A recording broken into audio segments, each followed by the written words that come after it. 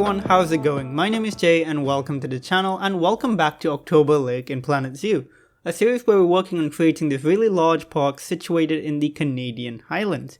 And as of today, we're going to be introducing some Nyala to the park. If that does sound good to you, please do leave a like on the video if you do like the video, and of course do subscribe for more Planet Zoo content. So, let's get into today's video. Why am I working on a Nyala habitat? Well, it might come as a little bit of an unexpected little animal to be doing, because I initially did say, hey, let's do a park focusing on cold weather animals. And basically the only cold weather animal in the park right now is the penguin.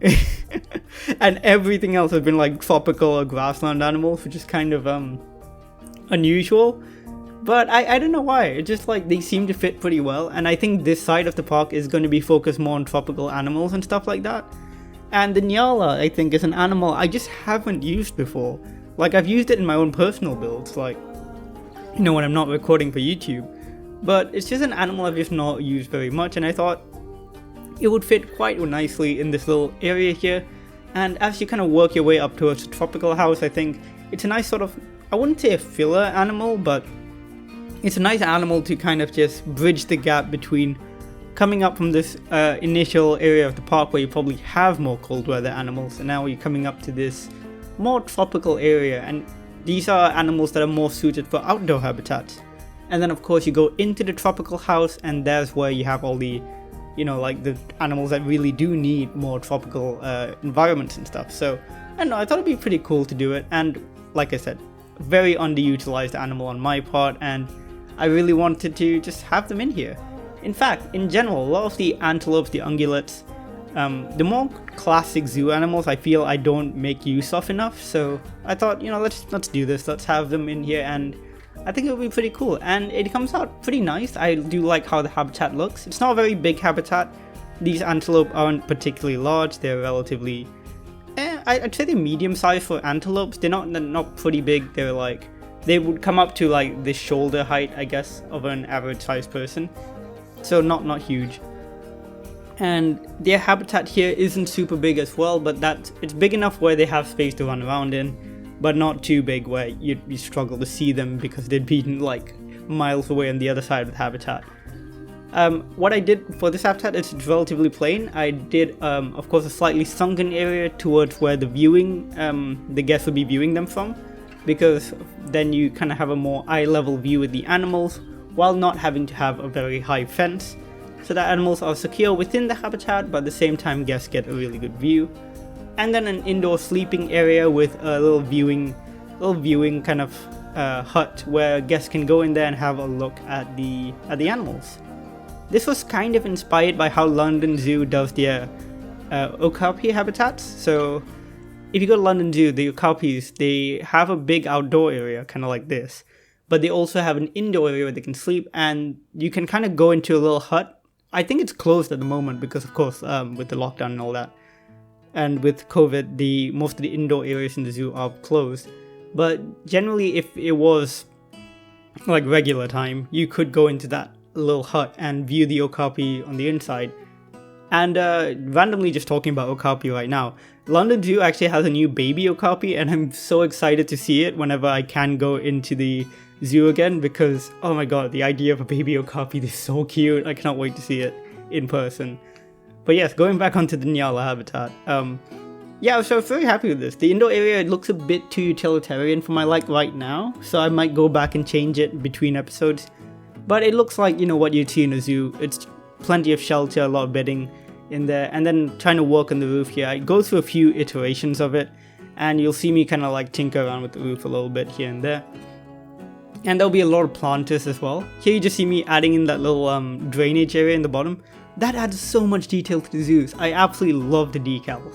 Hopefully as we go forward, Frontier will add more decals to the game because they are brilliant. Absolutely love them. Adding in some glass pieces now for the indoor viewing area, just to again make it so the guests can actually look in here. And I think it looks pretty nice. Again, not super happy with how like bare bones the inside is, but again, we can fix that between episodes. But yeah, while we're building all this, let's talk a little bit about the Nyala itself. I know some people have been missing the species profiles, which I used to do for Sanakov Land, I might go back to that when we go back to Sanakov land, but for as of right now, I thought it'd be a bit more chill if we just talk about the animals. And like, as much as I love them, the species profiles, I feel like restrict me a little bit in terms of what I can talk about, and I feel like being a bit looser with my conversations about these animals will always be quite nice to have. And yeah. So the Nyala are pretty cool. They are the spiral horned antelope, and they've got these beautiful markings. The males especially have this really nice deep brown fur with the white stripes, and the females have a more tan fur, again with the white stripes as well. They are least concerned on the IUCN, which is nice to hear, so these guys do not have too many threats out in the wild. They do have some, like poaching and habitat loss, but it's not too bad. But one really good thing is that 80% of their population exist within protected nature reserves and stuff, so they are well protected, which is quite good. But they are very cool. Like I said, they stand up to about maybe shoulder height. They're about a meter and a half tall at most, and their weight is again generally about the weight of an average human. Not too heavy, not too light. So between 50 and 100 kilograms or so. They do pretty well in captivity, and they form little family groups, which is really cool, I think. They're very interesting animals, I think. They kind of like most antelope, they spend most of their time just browsing, and they're quite shy as well. And they, generally speaking, like to stay in the shade and kind of hide around. And it would be hard to spot them in the wild, generally speaking, unless they're at a watering hole. One quite interesting thing is that Nyala groups are they never make very large herds. I think the largest herds that are generally seen can be up to 30, but that's more rare. Generally speaking, they stick to less than 10 individuals per herd, which is relatively small for antelopes, but it's pretty cool.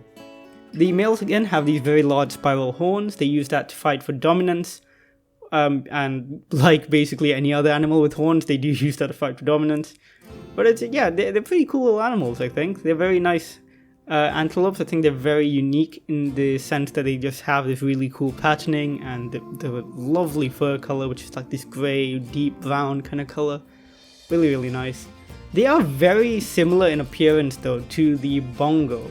So in the game, I actually used to confuse them a lot. When I say they're similar, they're not super similar. The bongo is definitely a lot more orange, a lot brighter, and with different horns, but it's easy to confuse them because they have the same sort of very thin white stripes, and they're kind of a roughly similar size, if I'm not mistaken, so it is easy to confuse them. But they are very different, and the way you can tell it is that bongos have entirely different horn shapes, and also they're much more of a brighter, more orange color in their fur.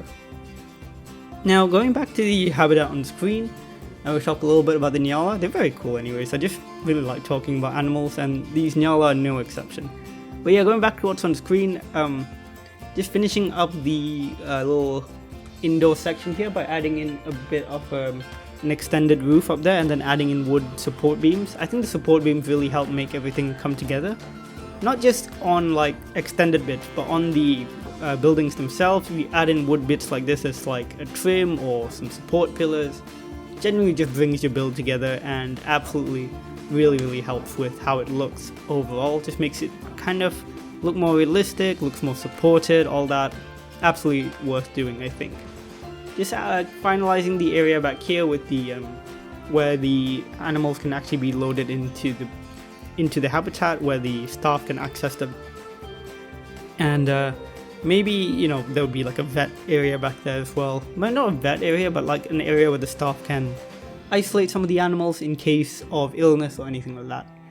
Plopping down lots of bedding because, of course, you need some space for the animals to be, to just chill and relax. And now we're going to start work on the outdoor section in a second, which is the part I really enjoy working on. Just up here, I'm just adding in some mulch because we have a lot of areas which are slightly more exposed, and I thought why not make them into planters, so that I imagine when they're building the zoo they wanted things to remain quite natural, so I thought it would be pretty cool if they had some of these areas just be raised planters so that it blends more into the cliffside. Now just adding in some interesting elevation here because it is built directly against the side of a cliff. Some elevation would kind of give a bit more for the Nyala to do. They can kind of walk around, look kind of get a little bit higher up than the guests so they feel a bit more secure, and that would be pretty cool. Starting with the rock work, I do realize that because the faux rocks are so good, I've been neglecting a lot of the natural rocks. And so for this habitat, I tried to focus a bit more on natural rock work. And then of course I did have to use some faux rocks at the end because I am obsessed with them and they're amazing. Traversable area wasn't too bad for this. The Nyala can traverse all the areas. The only thing I think they had some trouble at first getting to was the little hanging feeder at the top there. So I had to smooth that out a little bit, but I think they should be able to access it fine now. And yes, as you can see, I could not resist the faux rocks. They're so good that I just couldn't resist using them. You gotta put them in somehow. But blending them in with the natural rocks I think does help and make it look quite nice. So it absolutely still is worth using. Like, especially if you can blend them in closer to the natural rocks, I think absolutely worth using, and there's no reason not to. They're just really good.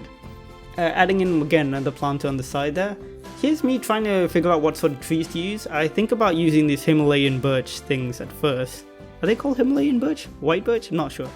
And then instead I opt for some of these smaller saplings, a bit more of the temperate trees because I don't use very many of them in this park. I tend to stick to the tiger ones.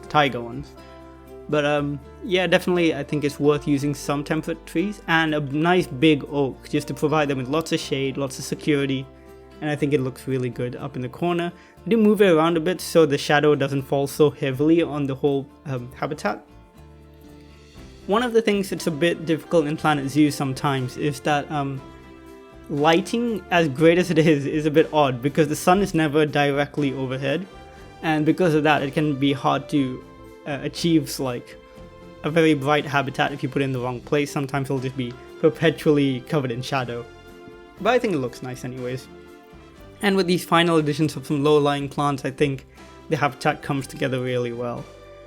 Anyways, we are coming up to the end of the episode. I know it's a bit of a shorter one this week. I do hope you still enjoyed it nonetheless. I really enjoyed building it. Absolutely love working with some animals which I don't usually work with.